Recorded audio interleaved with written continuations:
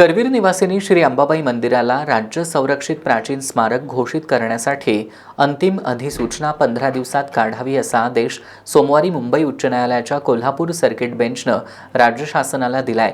या आदेशाची अंमलबजावणी झाली नाही तर संबंधित अधिकाऱ्यांवर कारवाई करण्यात येईल असंही न्यायालयानं स्पष्ट केलंय। कोल्हापुरातील श्री अंबाबाई मंदिराचा प्राचीन स्मारकांच्या यादीत समावेश व्हावा यासाठी 1997 साली राज्य शासनानं अधिसूचना काढली होती। मात्र त्यानंतरची प्रक्रिया पुढे सरकली नाही। यावर 2014 मध्ये उच्च न्यायालयात याचिका दाखल झाली होती। त्यानंतर 20 जुलै 2016ला प्राथमिक अधिसूचना प्रसिद्ध करण्यात आली। त्यावर 2 हरकती आल्या होत्या। त्यावर सुनावणी होऊन सुद्धा अंतिम अधिसूचना जारी करण्यात आली नाही।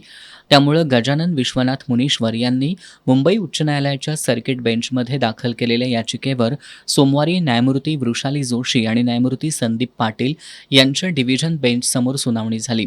या सुनावणीवेळी सरकारी वकिलांनी 6 महिन्यात अंतिम अधिसूचना काढण्यात येईल असं न्यायालयाला सांगितलं। मात्र यावर न्यायालयानं नाराजी व्यक्त करत 10 वर्षांपूर्वी प्राथमिक अधिसूचना निघाल्यानंतर आणि हरकतींची सुनावणी प्रक्रिया झाल्यानंतरही शासनाला अधिसूचना काढायला इतका कालावधी का लागला असा सवाल उपस्थित केला। तसंच अंतिम अधिसूचना 15 दिवसात काढावी असे आदेश न्यायालयानं दिल्याचं याचिकाकर्ते गजानन मुनीश्वर यांनी सांगितलं। महालक्ष्मी मंदिर हे पुरातत्व मंदिर म्हणून घोषित करावं अशी मागणी याचिका आम्ही हायकोर्टमध्ये दाखल केली होती।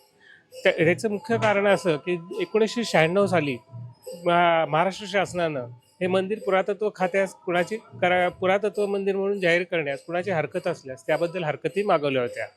हरकती सगळ्यांच्या दाखल झाल्या परंतु पुढील कुठलीच कारवाई झाली नाही। पण नंतर 2016 साली पुन्हा एकदा परिपत्रक काढलं की यावर कुणाच्या हरकती असल्या तर त्या दाखल कराव्या। त्याप्रमाणे सगळ्यांनी बऱ्याच जणांनी हरकती दाखल केल्या।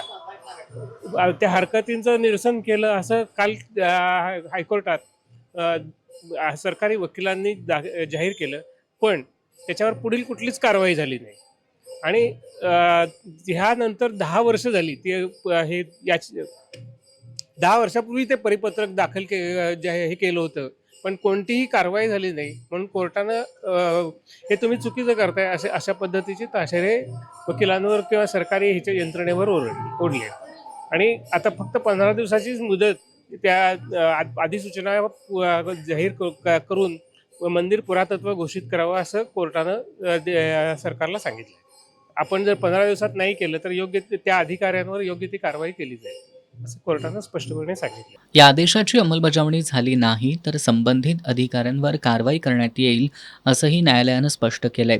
या प्रकरणी पुढील सुनावणी 10 ऑगस्टला होणार आहे।